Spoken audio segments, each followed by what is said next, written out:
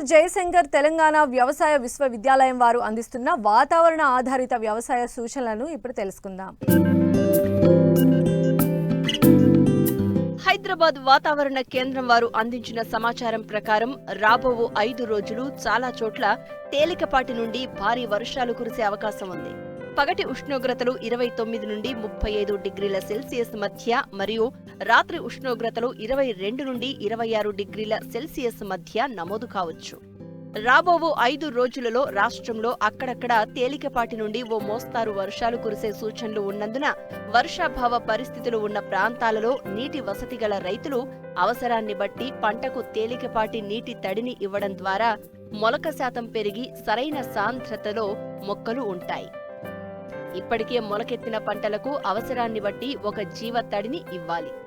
రైతులు వర్షాధార పంటలైన పత్తి, సోయా, మొక్కజొన్న, జొన్న, కంది, పెసలు మొదలగు పంటలను సాధారణ విత్తే సమయంలోనే అంటే జూన్ 15వ తేదీ నుండి నేల 15 నుండి 20 సెంటీమీటర్లు లోతు తడిచిన తరువాతనే పంటలను విత్తుకోవాలి.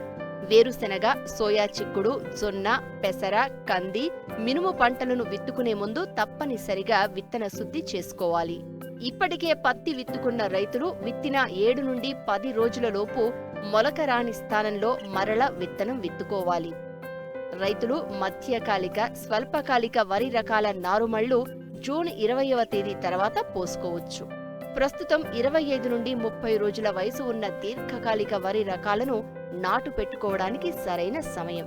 వరి నాట్లు వేసుకునే వారం రోజుల ముందు ఎకరాకు సరిపోయే నారుమడికి కార్బోప్యూరాన్ 3G గుళికలు 800 గ్రాములు ఇసుకలో కలిపి చల్లుకోవాలి.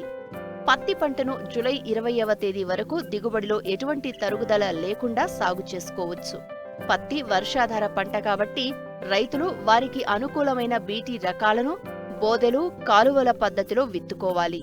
ఎక్కువ వర్షాలు పడినప్పుడు కూడా కాలువల ద్వారా నీటిని తీసివేయుటకు అనుకూలం. మొక్కజొన్న పంటను జూలై 15వ తేదీ వరకు మధ్య దీర్ఘకాలిక రకాలను దిగుబడిలో ఎటువంటి తరుగుదల లేకుండా విత్తుకొనుటకు అనుకూల సమయం.